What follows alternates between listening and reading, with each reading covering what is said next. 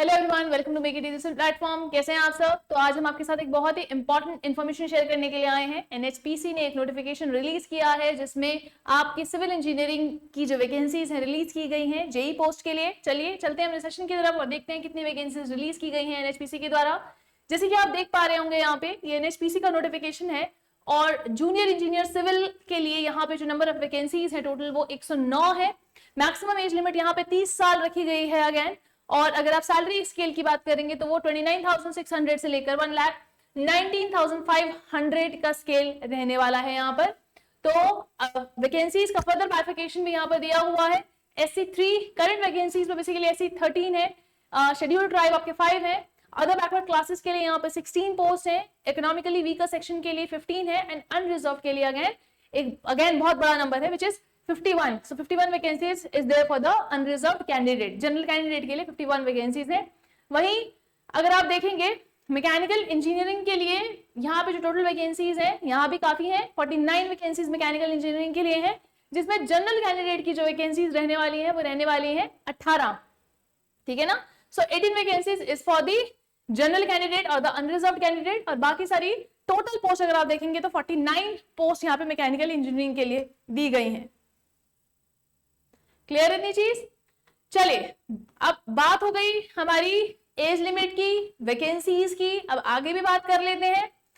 अब जैसे कि आप देख पा रहे होंगे यहाँ पे कंपेंसेशन पैकेज आपने ऊपर देख ही लिया था 29,600 के अराउंड से 1,19,000 के अराउंड था पैकेज आप लोगों का, है ना। 29,600 से लेके 1,19,500 के अराउंड आपका पैकेज है।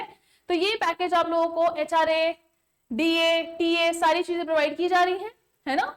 So it's an attractive compensation package जिसमें बेसिक पे रहेगा, DA रहेगा, HRA रहेगा, कैफेटेरिया अलाउंस भी दिया जा रहा है यहाँ पे आप लोगों को। नवरत्न कंपनी है एनएचपीसी, जैसे कि आप सभी को पता ही होगा। इट्स नवरत्न कंपनी यहाँ पे होना ही अपने आप एक बहुत बड़ी चीज है। ठीक है ना। इसके अलावा परफॉर्मेंस रिलेटेड पे भी यहाँ पर दिया जा रहा है, मेडिकल फैसिलिटीज भी दी जा रही है, और साथ ही साथ आपके जो एनएचपीसी के एम्प्लॉयज रहते हैं उनका फैमिली इकोनॉमिक रिहेबिलिटेशन स्कीम भी यहाँ पर दी जाएगी। So basically all in all जो है बहुत ही अच्छी अपॉर्चुनिटी है आप लोगों के लिए। ग्रेचुइटी मिल रही है, पेंशन मिल रही है, सिक्योरिटी बेनिफिट्स हैं। ठीक है ना। जॉब सिक्योरिटी तो अगेन है ही है। ठीक है, क्लियर है नहीं चीज? सो यहाँ पे ये रहेगा पैकेज का डिटेल्स। बात कर लेते हैं एप्लीकेशन फीस की। अगर आप एप्लीकेशन फीस की बात करते हैं तो जनरल कैटेगरी का जो फीस रहने वाला है वो रहने वाला है आपका 600 रुपीज, लेकिन आपको जो पे करने हैं वो 708 रुपए पे करने पड़ेंगे क्योंकि टैक्सेस भी जोड़े जाएंगे। 600 के ऊपर क्या है, टैक्सेस भी हैं। तो वो टैक्सेस लगा के, टैक्स का पैसा लगा के जो टोटल वैकेंसी हो जाती है वो हो जाती है 708। ठीक है ना, पर एप्लीकेशन। इसके अलावा बैंक चार्जेस है, देखिए यहाँ पे processing charges including GST if any shall be extra born by the candidate only. मतलब 708 रुपए के ऊपर भी आपको बैंक चार्जेस जितने भी रहेंगे प्रोसेसिंग के लिए वो आपको पे करना पड़ेगा यहाँ पे। ठीक है ना। फीमेल कैंडिडेट्स के लिए कोई भी पैसा नहीं है आपका। ठीक है। और अगेन जो भी पैसा दिया जाएगा वो नॉन रिफंडेड है। इसका मतलब अगर आप पेपर देने नहीं गए हैं तो एक्सपेक्ट नहीं कर सकते कि वो पैसा वापस आएगा। तो it is non refundable. Clear है इतनी चीज? यहाँ पे स्टेप्स दिए हुए हैं अप्लाई करने के लिए। तो फॉर्म भरने से पहले इनको जरूर से जरूर पढ़ें और डॉक्यूमेंट्स अपने साथ रखें। स्पेशली जो कैटेगरी वाले हैं या इकोनॉमिकली वीकर सेक्शन से हैं उनके पास वो सर्टिफिकेट्स रेडी रहने चाहिए। ठीक है ना, इस फॉर्म को पर्टिकुलरली भरने के लिए।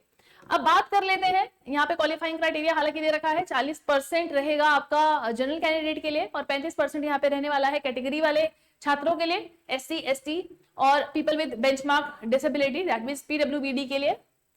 ठीक है ना। अब यहाँ पर अगर आप देखेंगे यहाँ पे एग्जामिनेशन का फॉर्मेट भी देख लेते हैं किस तरीके से पेपर आने वाला है। तो ये एग्जाम आपका 3 घंटे का रहने वाला है। यहाँ पे जो टोटल मार्क्स रहेंगे वो रहेंगे 200, जिसमें अगेन आपका पार्ट 1 में 140 क्वेश्चन आपके कंसर्न डिसाइपल से हैं। अगर आप सिविल से हैं तो सिविल का पेपर आएगा, अगर आप मैकेनिकल से हैं तो मैकेनिकल का आएगा, और अगर इलेक्ट्रिकल से हैं तो आपके इलेक्ट्रिकल का ही पेपर आप लोगों को दिया जाएगा। पार्ट 2 में आपके 30 क्वेश्चन जनरल अवेयरनेस से पूछे जाएंगे और पार्ट 3 में 30 क्वेश्चन आपके रीजनिंग से रहेंगे। तो ये आपके पेपर का फॉर्मेट है। ठीक है ना। टोटल जो मार्क्स रहने वाले हैं वो 200 रहने वाले हैं और टाइम की बात करें तो 3 घंटे यहाँ पे रहने वाले हैं। ठीक है। मार्किंग की अगर आप बात करें, नेगेटिव मार्किंग यहाँ पे भी रहेगी। प्रत्येक सही उत्तर पे आपको 1 मार्क्स और गलत उत्तर पे आपको 0.25 दिया जाएगा। मतलब 1/4 मार्किंग की जाएगी।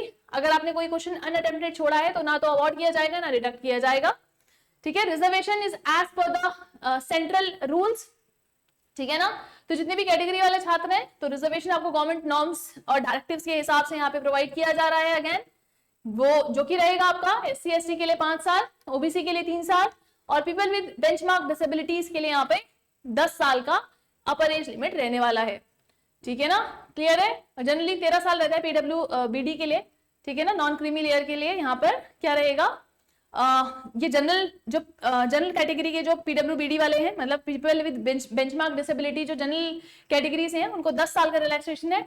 और अगर आपका जैसे कहते हैं नॉन क्रीमी लेयर है तो उस केस में मतलब OBC कैटेगरी है दैट मींस, और OBC में भी नॉन क्रीमी लेयर, ठीक है ना। अब मान लीजिए OBC कैटेगरी है, पीपल विद बेंचमार्क डिसेबिलिटी है, लेकिन जो परिवार वाले हैं वो बड़ी बड़ी पोस्टों पे हैं, घर में मतलब क्रीमी लेयर में आते हैं तो वो नहीं भर सकते। तो जो पीपल विद बेंचमार्क डिसेबिलिटी है और OBC कैटेगरी से हैं और नॉन क्रीमी लेयर है, ठीक है ना, तो ही आपको 13 साल का रिलैक्सेशन यहाँ पे दिया जाने वाला है। और अगर आप SC ST कैटेगरी से हैं, पीपल विद बेंचमार्क डिसेबिलिटी, तो 15 साल का यहाँ पे रिलैक्सेशन दिया जाने वाला है। क्लियर है इतनी चीज। सो ये था आपका इसके बारे में। अब यहाँ पे आपको जनरल इंफॉर्मेशन इंस्ट्रक्शन दे रखे हैं, तो पेपर को भरने से पहले इसको जरूर देखें। और एक बहुत ही महत्वपूर्ण पॉइंट है वो है मेडिकल फिटनेस। इस पेपर को भरने के लिए आप मेडिकली फिट होने चाहिए, ठीक है ना। आपको किसी भी तरीके की अगर दिक्कत है तो आप अनफिट डिक्लेयर कर दिए जाएंगे आयोग के द्वारा, बेसिकली NHPC के द्वारा। तो इस चीज का खासा ध्यान रखें। क्लियर है इतनी चीज। यहाँ पे जनरल इंफॉर्मेशन में आप लोगों को बताया हुआ है कि क्या रिक्वायरमेंट है, जैसे कि candidates acquired essential diploma qualification through 2 years lateral entry in relevant disciple from the government recognized institute with minimum of 60 marks और equivalent grade are also eligible to apply। कुछ फॉर्म्स होते हैं जहाँ पे जो 2 साल का डिप्लोमा होता है वो अलाउड नहीं होता, पर इस एग्जाम्स के लिए मतलब यहाँ पे तो डिप्लोमा की क्वालिफिकेशन जो है वो डिप्लोमा तो चाहिए ही ना। तो यहाँ पे जिन बच्चों के पास 2 years वाला डिप्लोमा है और उनके पास 60% मार्क्स हैं, या फिर मतलब जैसे कहते हैं रेगुलर डिप्लोमा भी है, तो दोनों ही भर सकते हैं। क्लियर है इतनी चीज। क्लियर है। चलिए सो ये था आपका इस पर्टिकुलर नोटिफिकेशन के महत्वपूर्ण पॉइंट जो भी आप लोगों ने देखे, ठीक है। इसके अलावा जो फॉर्म भरने की तिथि है वो भी देख लेते हैं हम लोग। अगर बात करते हैं डेट ऑफ ओपनिंग की, तो फॉर्म 2 सितंबर से जिसे कहते हैं भरना शुरू हो जाएंगे। तो ऑनलाइन पोर्टल खोल दिया जाएगा 10 बजे, 2 सितंबर 10 बजे तक पोर्टल को खोल दिया जाएगा और 1 अक्टूबर 2025 को ये बंद कर दिया जाएगा। तो लास्ट डेट जो रहेगी एप्लीकेशन फॉर्म की वो रहेगी पहली अक्टूबर और जिसे कहते हैं स्टार्टिंग रहेगी 2 सितंबर। सो ये थी महत्वपूर्ण जानकारियां आपके NHPC नोटिफिकेशन से रिलेटेड। ऐसे ही और महत्वपूर्ण नोटिफिकेशन के लिए आज ही ज्वाइन करें मेक इट इजी सिविल का ऐप। आज के लिए इतना ही, धन्यवाद। मिलते हैं ऐसे ही किसी नोटिफिकेशन में फिर दोबारा। धन्यवाद।